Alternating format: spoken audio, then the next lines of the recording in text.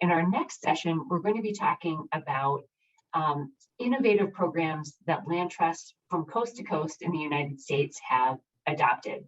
And this is what we call our untethered soil health exploration. Untethered meaning not connected with what is our bread and butter often in land protection, and that is easements. So we're going to hear from representatives from 3 land trusts across the country who have embarked on projects related to soil health, water access, and improved ecosystem viability in their service areas in ways that are unrelated to or not wedded to easement projects. And so you've already had the good fortune of hearing from Tyler Miller from Vermont Land Trust. And we also have with us today Catherine Ledan from the Marin Agricultural Land Trust in California, and Chris Guchenritter from Tall Pines Conservancy in Wisconsin. And so we have we're going to have a panel format today. I'm going to give each of them an opportunity to talk about the particular project that they want to highlight today, and then we'll open it up for a lot of questions and discussion. So let's begin with Catherine and talking about the Marin Agricultural Land Trust Stewardship Assistance Program and Drought Resilience and Water Security Program. Okay, guys, thank you very much for having me. I'm here in Northern California. Marin County is right north of the Bay Area, of the San Francisco Bay Area. And we work on the land of the coastal Miwok people of California. So I'm just very briefly going to tell you about our 2 programs, our grant programs. So just a little bit about MALT first. MALT was established in 1980 as the nation's first agricultural land trust. So this map shows, you can see the MALT protected properties. We have protected about 54,000 acres with agricultural conservation easements. And that means that we have easements on almost half of the privately owned agricultural land in Marin County. So we have easements with 86 different farming and ranching families in Marin. Marin County is primarily ranching land. There's very little prime farmland, so it has been for the last 200 years, primarily ranching. So over the last 40 years, our agricultural conservation easements have evolved significantly. Because we're so close to a very, very affluent area, we were finding that we were protecting land, and then, folks would come and build estate homes on the land and take the land out of production. So we have added a mandatory agricultural use provision to our easements. So all of our properties must be in productive agriculture at all times. The way that we do that is that we require every property owner to enter into an agricultural management plan at the time that the easement is closed. And that agricultural management plan, which is prepared by a certified rangeland management person, outlines what the agricultural production that's appropriate for the capacity, the agricultural capacity of the property. Those agricultural management plans can be adapted and changed anytime that the use of the agricultural use of the property changes or the property owner changes. And then we also re-up them every 10 years. Our easements also have significant creek conservation area protections. And then once you have an agricultural easement with MALT, you're eligible for our Stewardship Assistance Program. So as an organization that really partners with with agricultural property owners of half of the land in our jurisdiction, we really are deeply aware of the benefits of sustainably managed agricultural land. The soil health, of course, is essential to farmers. It increases agricultural productivity. We are in an extraordinary area with extraordinary biodiversity that we are protecting. Our easements create wildlife corridors. They create our creek conservation areas, protect salmon and other aquatic species. Actually, as you can see in this lower picture, many of our, you can't see it very well, but many of our easements drain, the lands drain into the Tamales Bay. So we have a direct connection with ocean and bay health. And then, of course, the rangeland sequesters carbon. The Marin Carbon Project was developed here in Marin and really created the proof of concept that compost application to rangeland can significantly increase soil carbon sequestration. So I'm buzzing through here, but just very briefly, we've had our stewardship assistance program for about the last 10 years. And what we do is it's a grant program for property owners that have put their land in, permanently protected their land with mulch easements. And we offer direct grants to farmers and ranchers of up to $15,000. And then we also participate in much larger multi-agency projects, and we'll participate up to $50,000 on those. So we find, for instance, on our direct grants to farmers and ranchers, we often, for instance, finance the fencing that's necessary to implement rotational grazing. We also finance different climate beneficial practices such as carbon application, hedgerows, windrows, that kind of thing. In the larger projects, we have dairies. We're a dairy area, and so alternative manure management projects and other kinds of nutrient management projects as well on dairies. So the amount that our stewardship assistance program contributes is what we do is we help the landowner out with the landowner's match on multi-agency projects. And we fund up to 85%. On the direct grants, we pay up to 85% of the total project cost. In our participation with multi-agency projects, we pay up to 85% of the landowner's match. In this last year, the board has allocated $250,000 to the stewardship assistance program. This program has been very, very popular, and over time we have just continued to increase it. I'll say that, with easements on half of the property, I really believe that participating with farmers and ranchers on sustainable management is just an essential part of mulch's future. We won't be doing easements forever. We have reached a pretty critical mass of protected property at this point, and it's partially a time for us to recognize that a big part of mulch's future is going to be partnering with farmers and ranchers on stewardship.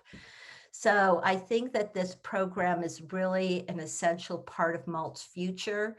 The more land we have, the more responsibility as well as ability to partner with farmers and ranchers we have.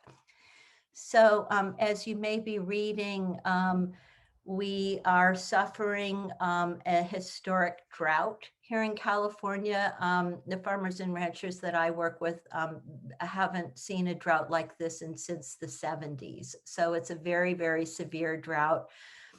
We very, very rapidly in April put together the Drought Resilience and Water Security Program, our DRAWS program, which is very similar to our SAP program.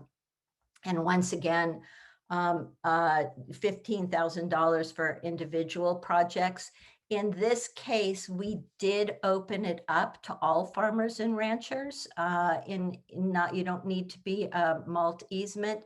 And we did this in part to build relationships with local farmers and ranchers that we don't have relationships with.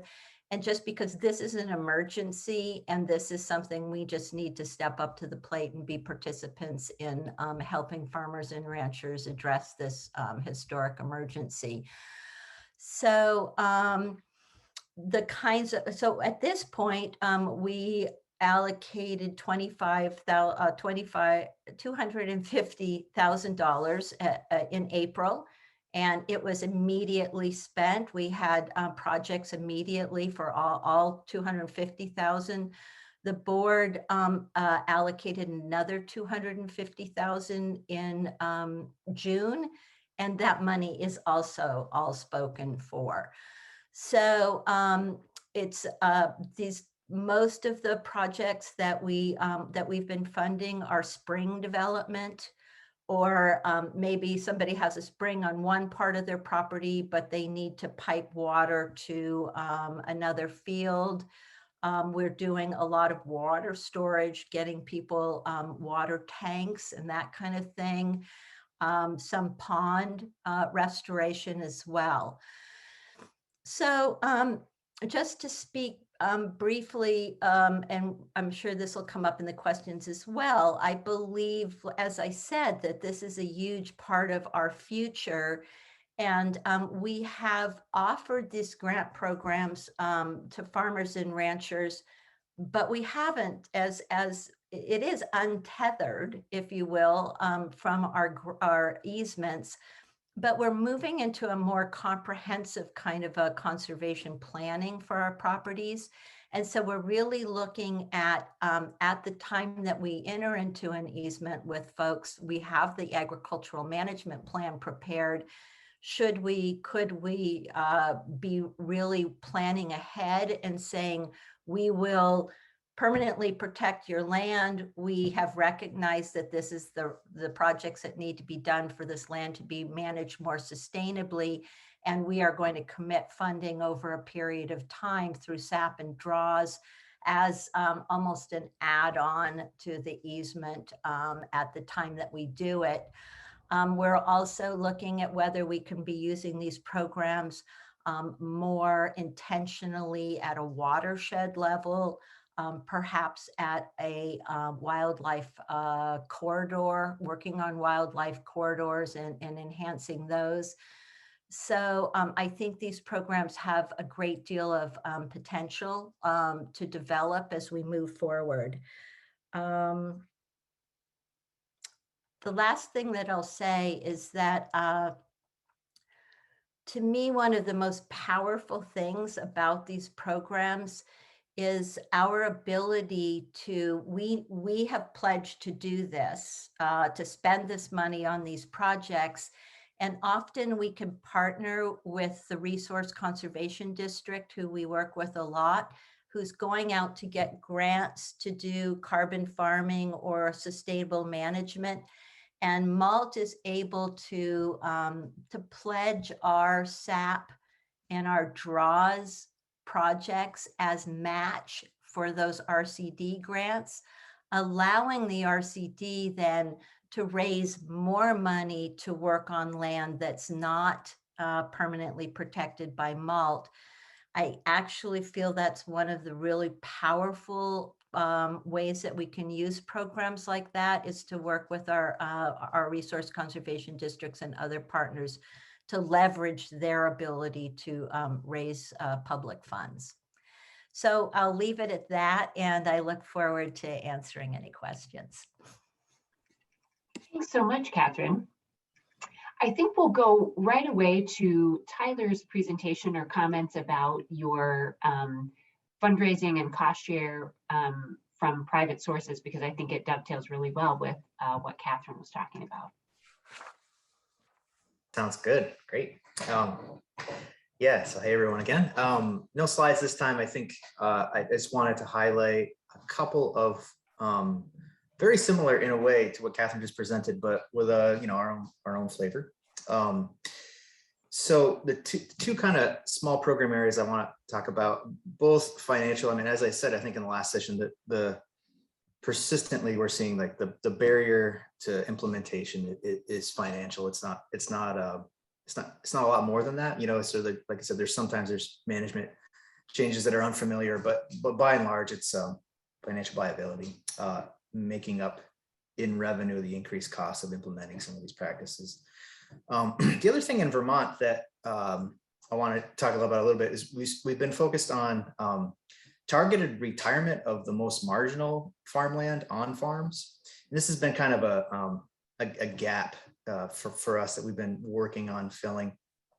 There's some sort of large like wetland reserve programs at the federal level that really look to aggregate wetlands at a large scale, but we found over the years that on a typical Vermont farm, there's 3, 5, 20 acres of land that historically has been farmed, but is actually like a really, really unproductive land. It also tends to be the land that's the most sort of impacted relative to soil health and ecological integrity. And so we built a small program around being able to do targeted restoration and incentive payments to farmers to step back from that like 1%, 2%, 3% of most marginal lands, usually in or around wetlands, streams, and then steep slopes with shallow soil profile. So when I was talking about our CIG project, really, we're sort of thinking about that, like that's improving management on the best agricultural lands on a property. And then this restoration program sort of pairs in a way with it, but expands beyond it to think about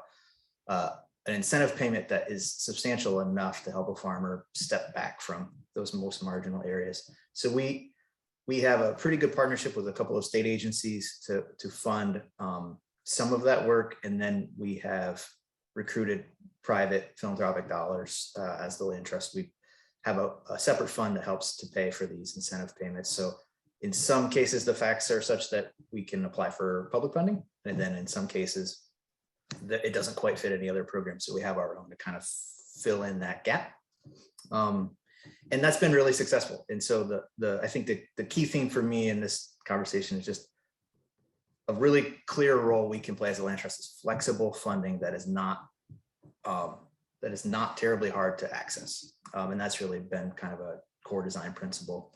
And so the other thing I'll mention, in addition to the targeted farm retirements and restoration efforts, are a separate fund that is kind of used to the kind of last mile fund, we call it. So whatever interesting farm improvement practice around soil health or ecological integrity, water quality, there's usually some gap, and either it can be just the last bit of cost share. It could be that 85% of the project fits within an established publicly funded program and 15% just doesn't. There's some other piece that hasn't become a standard NRCS practice or some factor on the ground. Or it could be that there's just not a good fit for any number of reasons. Timing, the sequencing, maybe they're capped out on the farm bill, whatever the variable might be. We've developed a modest, but we hope to grow a dedicated fund to be able to, outside of a specific granting process, but in the process of doing conservation work, we identify these needs and provide capital in those moments. And so that can be, the last $5,000 or $10,000 on a large equip project. It can also be something as simple as some projects fail in Vermont just because there's a gap, an 8 to 10 month gap around the contractors being paid. They can't, the PIP payment, for those of you familiar with that, can just sort of derail a whole water quality and soil improvement project in Vermont. So we're able to step in and provide sort of a bridge loan effectively to get through that interim period and for the project to happen. So flexible funding that is easy to access and is timely and doesn't conflict with any of the myriad other stacked grant deadlines and other funding deadlines that some kinds can work at cross purposes. So we've been very focused in those areas. We're good at deploying capital, good at raising capital, and we're good at making connections across sort of programs, philanthropic dollars, and farmers. And so that's where we've seen our biggest value add. And you know, so far so good in both of those fronts. Those are sort of both growth areas for us at this point. And with that comes this increasing suite of partnerships that we're developing to bring others in or bring us in where others need us. So future's looking really bright, and I'll pause there. Thanks so much, Tyler. Before we go to Chris's comments about the Watershed project, I want to ask Catherine and Tyler one question. It sounds like both of these, all the initiatives that you talked about have benefited from private philanthropic dollars, individuals. Do you find that individuals who maybe historically were excited about protecting farmland and helping to fund easements are equally as excited about these kinds of environmental services? Or are they different donors?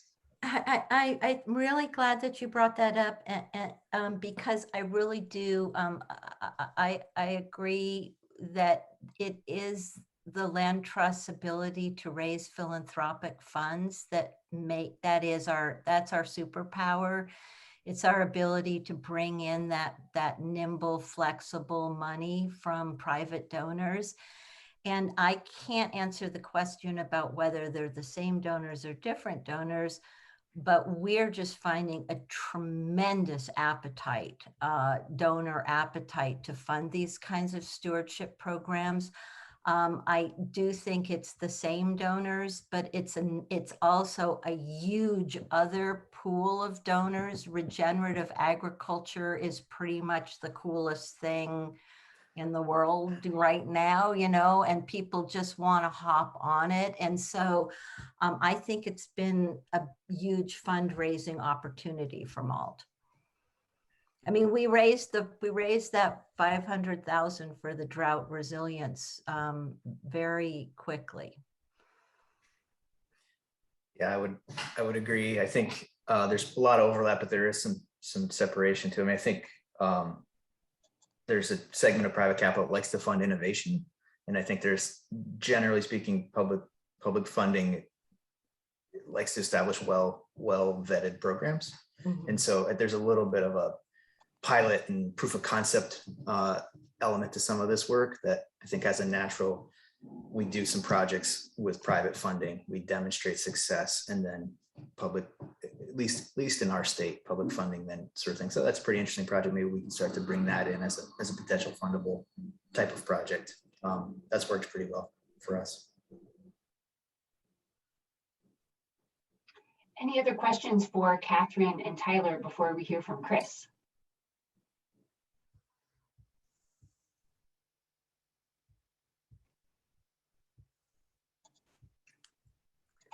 All right.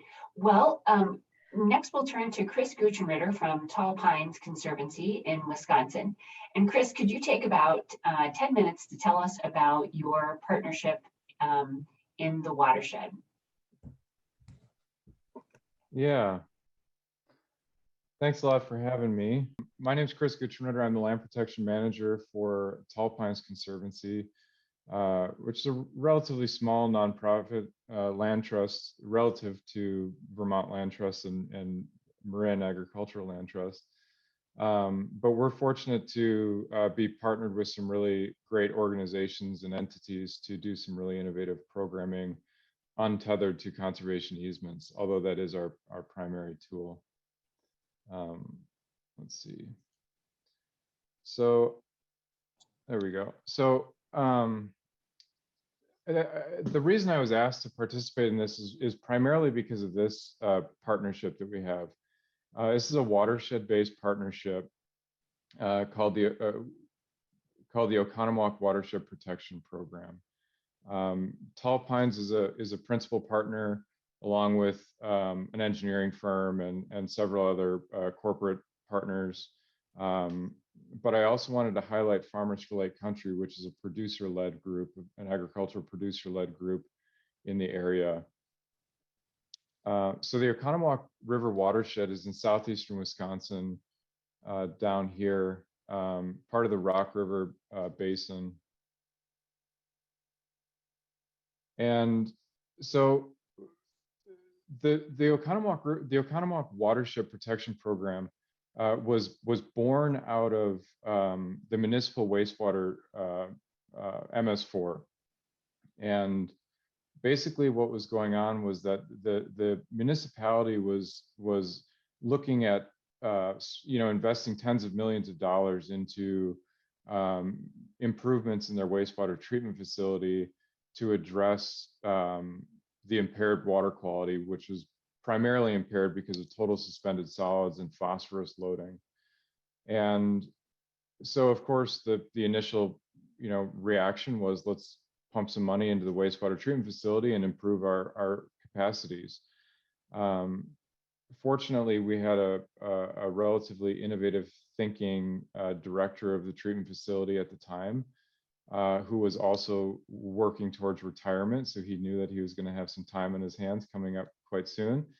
And so he put together this concept of, hey, why don't we look upstream and try to address these issues before they actually reach the treatment facility. And so this map over here on the right is an outline of the watershed. You can see it's a really unique watershed in the sense that we have 5 primary lakes, six bodies of significant lakes in the area, with some other smaller ones upstream. But the wastewater treatment facility is located under this star. And I would just want to point out also that the point of compliance is just downstream from that treatment facility. So that is interesting in terms of measuring the impact that we're having upstream, 49 miles away.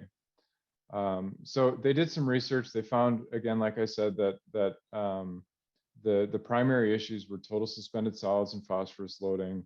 They focused in on phosphorus initially, and found that just through basically edge of field estimations, that 70% of the loading that was reaching the treatment facility was related to non-point source issues.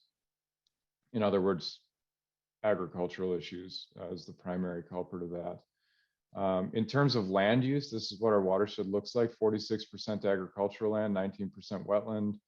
You can read down that list there. I won't just sit here and read slides to you.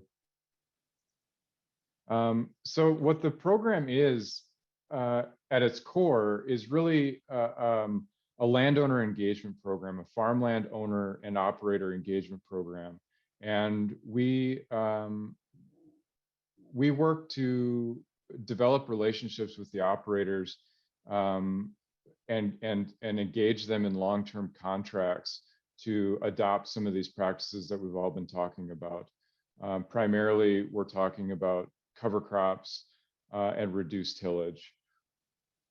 Those are the primary practices. This chart up here sort of shows some other contracts that we've managed to get from landowners. Right now, we have about 800 acres controlled under contracts. 530 of those are under best management practices now, following those contracts. What this means to the wastewater treatment facility is, so for every acre that we get into cover, we're estimating a 1 pound reduction of phosphorus, which, if you look at the total number of acres that we're touching between our long-term projects and between our seasonal cover projects, we're touching 2,530 acres. which is a significant, considering this has only been going on for about 5 years. We just sort of had our 5-year wrap up. That's a significant number of acres, newly touched acres in our watershed.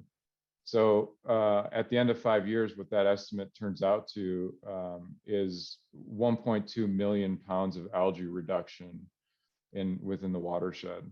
500 pounds of algae per 500 pounds of algae per pound of phosphorus. So that's the Oconomowoc Watershed Protection Program. That's one way that we're engaging landowners. That is funded, I think it's an RCPP grant.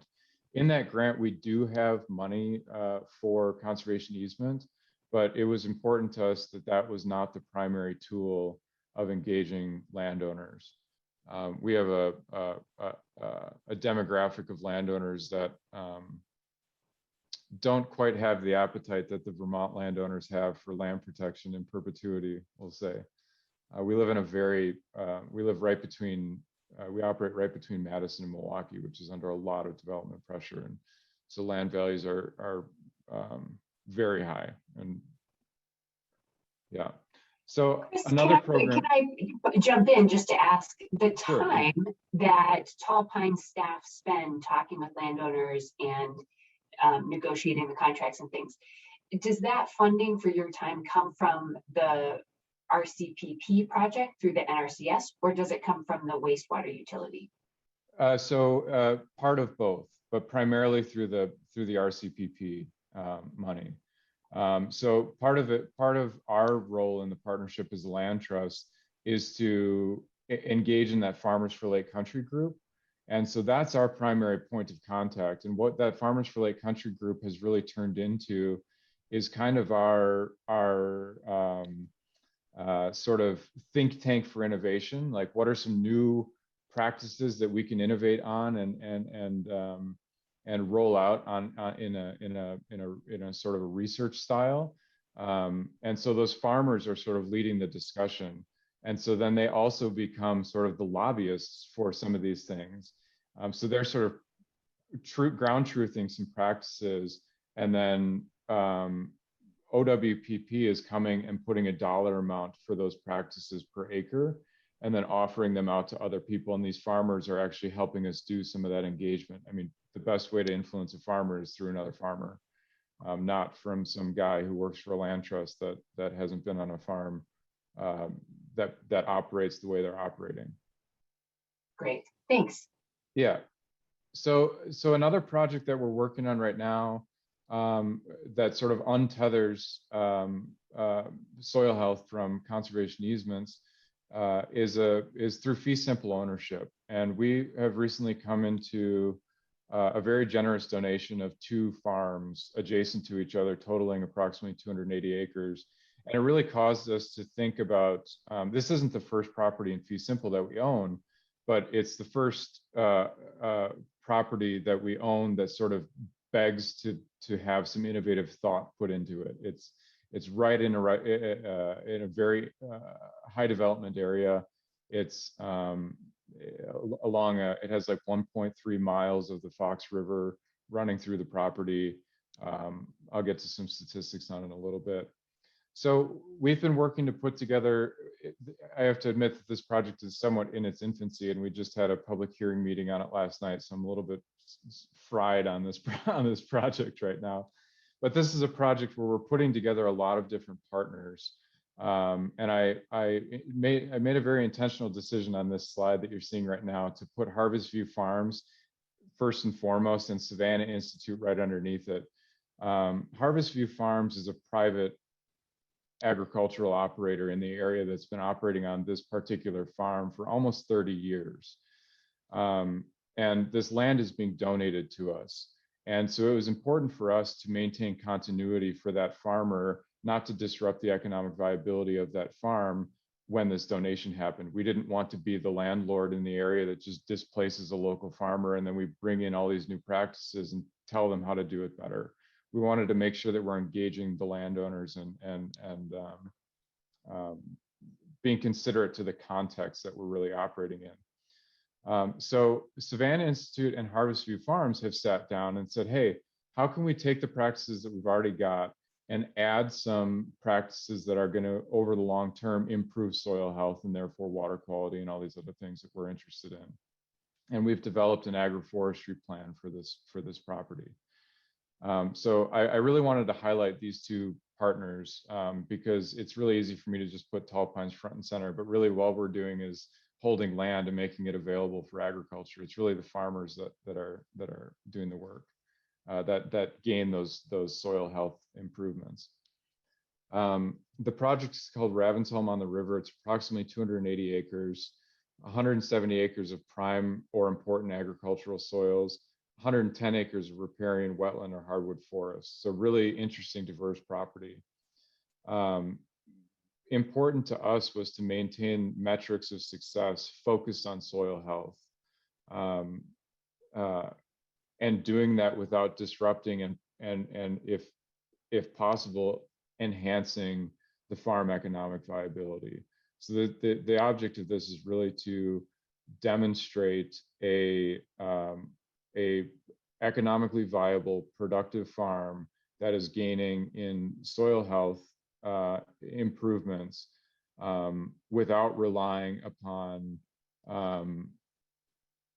public funding, or there is some public funding to get this project established, but we want this farm to operate as a you know a standalone project farm.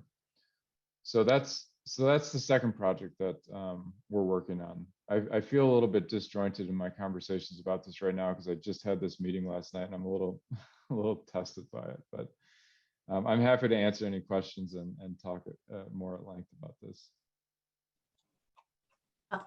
I'm curious about your public hearing. Did you have a public hearing because there's public entities involved? No, we had a public hearing because the woman who's generously donating this, her husband passed about 10 years ago. They have been the farm family on the property for at least 2 generations. And she lives alone and she's in declining health, end of life planning right now. And one of the issues was that we wanted to help her in her financial planning to make sure that end of life healthcare need was taken care of. And so there's a portion of the property that has some infrastructure on it that it's useful, but it's not as primarily useful to the project. And so we identified that, hey, by parceling this portion of the property off, you may be able to take care of some of that end of life financial planning. Yeah, that's the essence of that public hearing.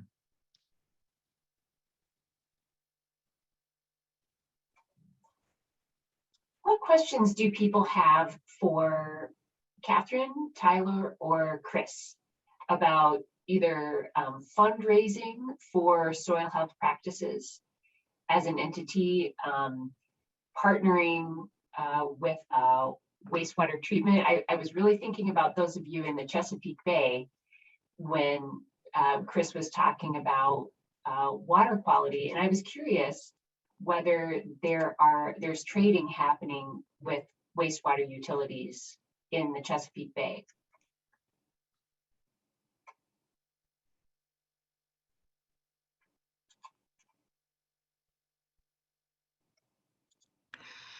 I wouldn't call it trading, but there is a program where treated wastewater is used as irrigation water on farm fields.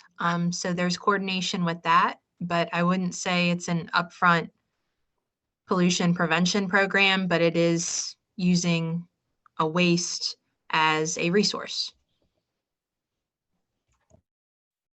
Wow, how that seems like it could be really expensive to transport water.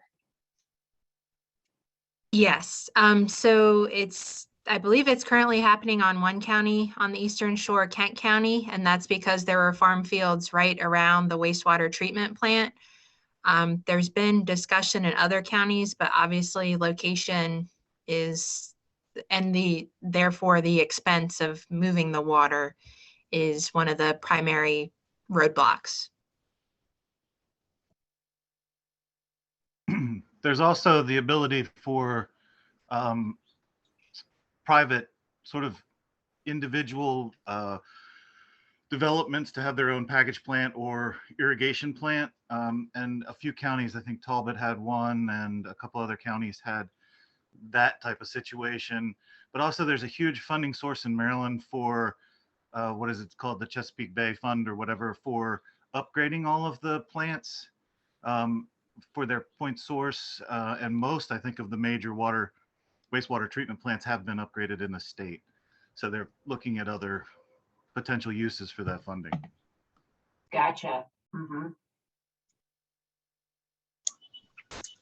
So I'll jump into with the Chesapeake Bay stuff. A lot of that point source upgrades have already been completed, and they are looking for non-point source projects. And there have been a number of easement owners that have worked with, it's been with state highways as well as counties through their MS4 permits to have stream mitigation and other types of water quality mitigations, to have credits that go toward these permits that are issued, through the EPA that have taken place on easement properties as well. So there is that aspect of what's going on here in Maryland for the Chesapeake Bay improvements. Thanks, Michelle.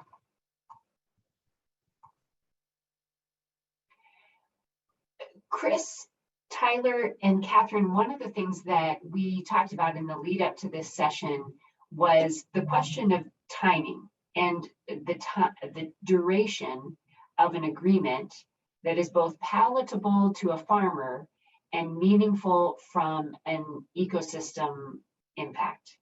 And so I'd like you to comment a little bit on what you've observed with finding that sweet spot between what's the duration that makes sense, and how does that relate to how we usually think of perpetuity for permanent conservation. So Catherine, maybe you could start, and then Tyler, and then Chris. Well, I guess that there's kind of two different pieces of it. There's our agricultural management plan, which is a 10-year plan. And I believe that 10 years was arrived at as kind of a reasonable period of time for a rancher, because it's primarily ranching, a reasonable amount of time for us to go and take another look at and re-up the agricultural management plan. We have, in many cases, most of our property owners have owned their land for generations, and their practices are pretty set. So that is our agricultural management plan. Now, there's another question about on our stewardship projects, how much do we monitor what happened with those projects once they're complete, and what the impact of those projects are. And we're somewhat struggling with that. We do have a state healthy soils program that requires pretty detailed monitoring for a 3-year period. We don't have anything that formal with either our SAP program or our DRAWS program. We know for all of our SAP projects that we go out and monitor our land once a year. So we do go out, we, as part of our monitoring, we take a look at those SAP projects and see how they're faring, and but no very, no detailed, assessment of what the impacts are. The DRAWS projects, really, it's an emergency grant program, and so we will be monitoring them for the easement projects, but non-eased land, we probably won't be going back and taking another look. Yeah, I think something similar for us. Really depends on the specifics. So there's a piece of the restoration work that pairs really well with easements for us. So particularly the targeted farm retirements, we can create permanence there through in addition to the conservation easement overlay. The incentive payment can flow through that process. So that works well for, that kind of easements for us work pretty well in this sort of binary nature, like you either are or you aren't doing an activity. And so that would be like permanent. And then, I think everything else is really specific to the nature and like tenure of the practice or the infrastructure improvement. So the CIG project I talked about, there's a 5-year commitment there. The goal with that would be to create such a great incentive package that even when the commitment is over, the desire and the financial viability remains. And so it's somewhat self-perpetuating. Some of the other improvements, sort of have a functional life, and so are likely to last that long. But we aren't doing a lot of things other than kind of 5-year contracts. Is essentially about the most that we're doing on some of the physical implementation projects. Yeah, I mean, I feel like I would just be echoing what both other panelists have just said. Sounds like what Tyler's got going on is very similar to how the OWPP program is working. That we kind of embarked upon figuring out how long people were willing to tie up their land under contract, and we started finding that anywhere from 5 or 15 years if the money was right. And so that's kind of how we structured it. We shoot for the 15-year contract for some of these practices and make the incentive package enough to entice that. Now, sometimes we land with 5-year contracts. Now there are some other projects in the watershed that are more substantial investments on our part. For example, we're doing a stream remeander of an agricultural ditch, and we're turning 1,000 linear feet of ditch into just over 3/4 of a mile of a stream remeander. And with that, we actually went so far as to fundraise to purchase that property. And then as of right now, the plan is to do the stream remeander, put an easement on, a creekside easement on it, and then sell that land back to an agricultural producer with an easement over the whole. So it kind of, there's like an overlay concept happening there to protect that investment.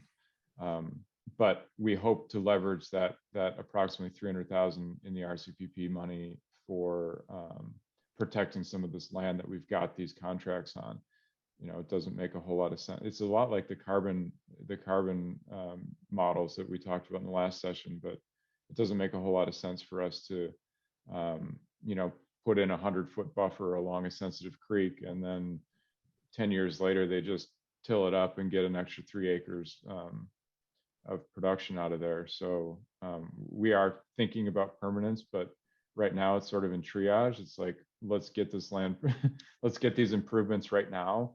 And while we have this 10-year contract, we'll think about how to put some permanence in place around it. I'm going to hop in here too and just say, for instance, in our creek conservation areas, we've tried to, I guess that one of the things I really want to emphasize is that these programs are an alternative to loading stuff into easements that, in my opinion, shouldn't be in easements. And so, for instance, our creek conservation areas, we have a creek conservation management plan for how we protect those creeks that then so we're not embedding particular requirements in our easement document itself, but have a more flexible tool that we can adapt over time, but that still provides us with some permanence of being able to have that conversation and impose some requirements.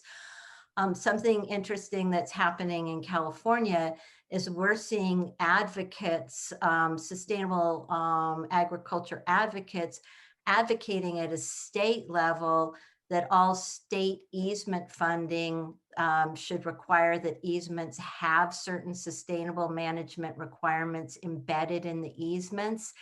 And I mean, we're pushing back on that because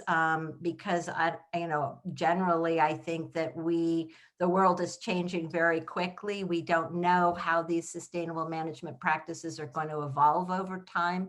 And we want the flexibility through our agricultural management plans and through our crate conservation plans to really be able to adapt over time. So it's something I urge us all to be very aware of, is to this what I think is this, the idea is good, but somewhat misguided effort to embed these kinds of sustainable management requirements in the easement language itself.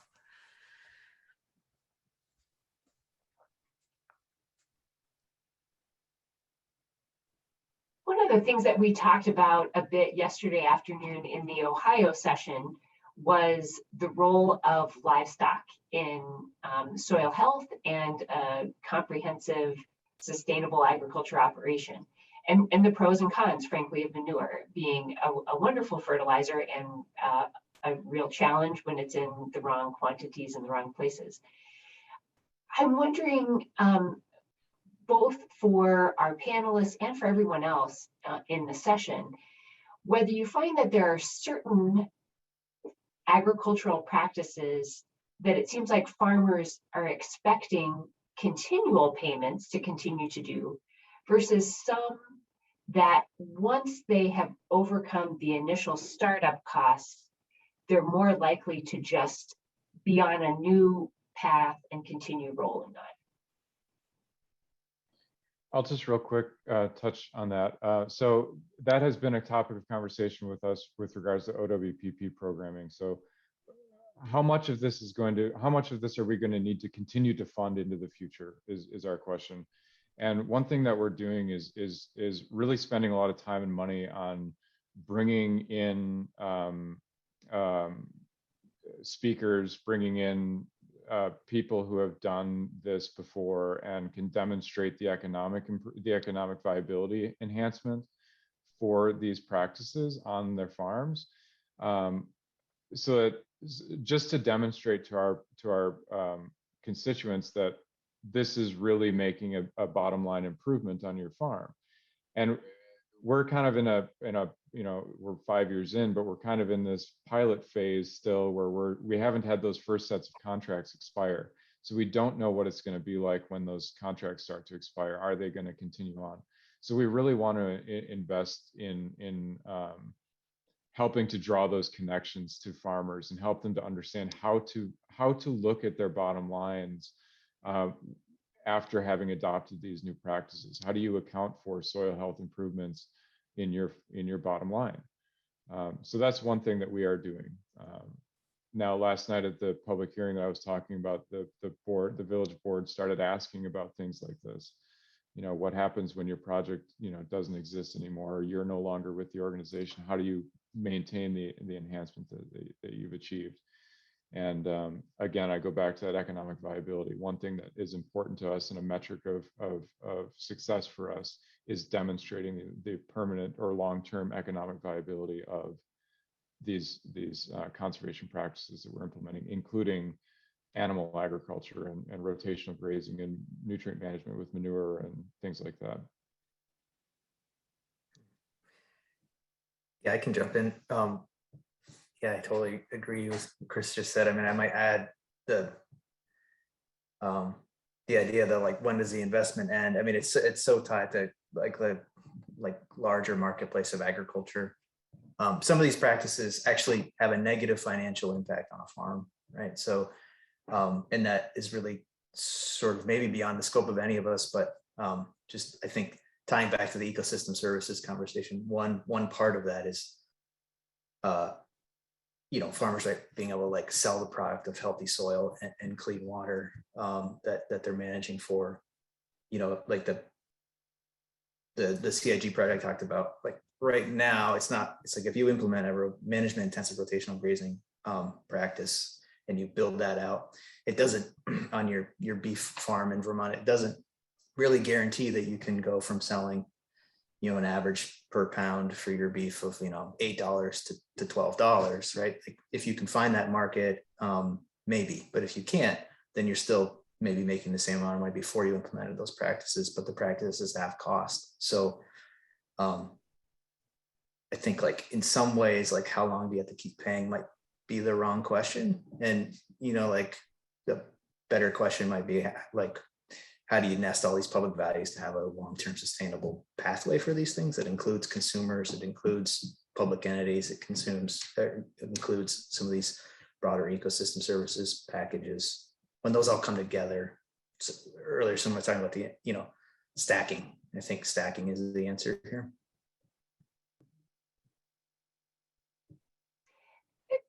Jamie, Jamie Murrah, I'm calling on you out of surprise. So I know that your colleague in the Mid-Atlantic has done quite a bit of work on grazing and recently put out a report. And I wondered if you had, what you had found in that area in terms of grazing profitability.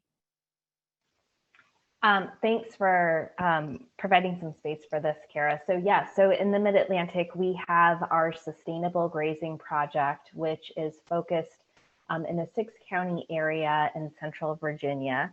And what we're doing is we're working with a network of about 12 livestock producers, really focusing on helping them adopt sustainable grazing practices. And also really looking at farm viability as a key piece of this. The healthier soil and sequestering carbon is part of that, but really working to prove that the producer's bottom line, not only will there be environmental benefits, but there are economic benefits for producers as well. So we are working with them in a number of ways, including adopting, new practices, helping to, install fencing and water systems, but then also supporting them in the adoption of some newer tools and technology, including apps that help these producers better track the movement of their livestock on fields and capture a lot of the environmental and the economic outcomes of those activities that they're adopting. Things like how many times am I driving my tractor across the field, or what are my transportation costs even. One of the areas that we are, so we launched this project about 2.5 years ago, so it's still in its infancy. We're really excited looking to the next iteration of this work, which is really going to be focused on developing this a new partnership model between livestock producers and row crop farmers, and helping the row crop farmers adopt early season cover crops, and then providing access to those cover crops for these producers, really focusing on new beginning and underserved producers, pairing them up and allowing the cattle to graze those cover crops in a way that, again, is a win-win for the environment and for the producer's bottom line. So we're just at the very, very early stages of that, learning from models that have happened in the upper Midwest and some other areas, really looking to kind of experiment with that, frankly, in Virginia. So that's some of the work that we have been doing, and some real exciting work that will be coming up for us in the near future here. That's great. So this is just another indication of this training being the beginning of a conversation rather than the final word. So look for, we'll be sure to send you information about those developments as they materialize. I want to give a big thank you to Catherine, Tyler, and Chris for participating, and for Jean and the session earlier this morning. If you're still on, Jean, thank you so much, and have a great day.